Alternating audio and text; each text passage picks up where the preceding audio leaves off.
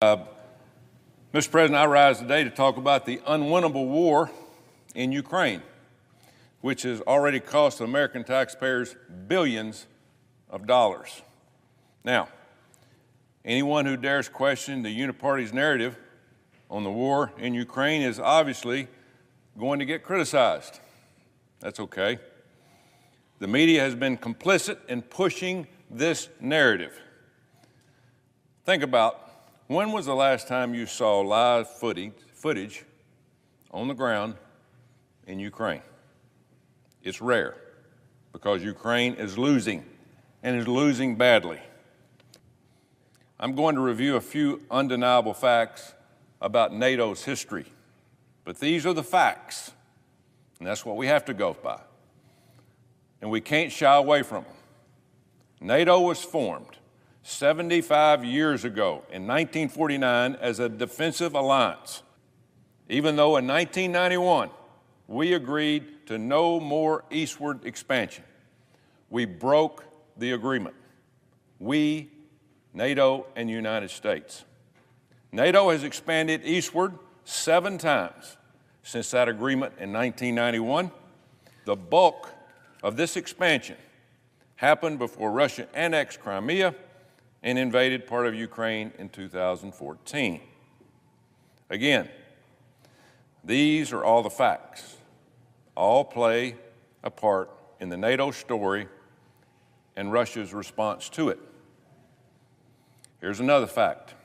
NATO's expansion was on NATO's terms, separate and apart from any Russian input or activity. Let me read that again. NATO's expansion was on NATO's terms, separate and apart from any Russian input or activity, contrary to Secretary Austin's claims. Ask yourself, how would the U.S. react if China or Russia entered a mutual defense organization with Mexico or Canada? How would we react? What if they started basing troops or participating in military exercises just miles from our homeland? First, how far are we willing to take this proxy war with Russia? How far are we? Did we think about that before we got into this? What happens if it turns against Ukraine and Russia starts making real gains, as it appears is happening today? Since the Russian offensive began, we have sent more than $174 billion taxpayer dollars to Ukraine, one of the most corrupt countries in the world. So after all that, after the last 2.5 years of funding billions of taxpayer dollars, getting hundreds of thousands of people killed, what do we have to show for it? The war has only gotten worse. Hundreds of thousands are dead. Ukraine is becoming more desperate as its forces are engineering widespread insubordination and even mass desertion. We don't hear that on TV. We don't hear that in this propaganda media. Over 6 million Ukrainians have fled the country, have left their country. Ukraine is playing with fire. This administration never considered the consequences of Ukraine losing. How can that ever happen? This is really sad. It's sad for the United States of America. It's sad for the taxpayers. It's sad for our military. It's sad for our allies, and it's sad for NATO. Russia now has pounced on Ukraine.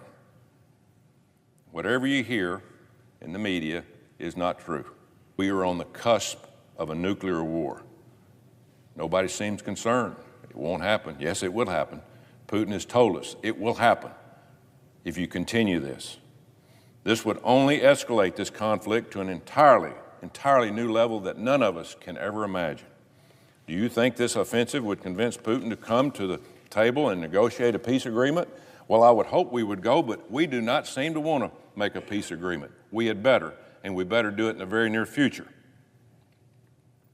This will provoke him to even more deadly weapons if we continue to attack within their borders, costing more and more lives. NATO and the U.S. would be forced to respond as a result. We're trying to create a war. We must consider these questions thoroughly before we involve ourselves in another one of these crazy conflicts that should never happen. Improvising won't cut it. Now is the time for the U.S. to lead and negotiate a peace to the end of this bloody war. I keep hearing people say, well, we're building equipment for our military. Yeah, right. Or our men and women are not losing their lives. We're getting close to it. We're getting very close. It's about this administration's funding a proxy war with no plan, zero, no plan on how to stop it or how to win it. The Biden-Harris administration needs to negotiate a peace agreement now, immediately, or there will be huge, disastrous consequences coming in the very near future. Mr. President, I yield the floor.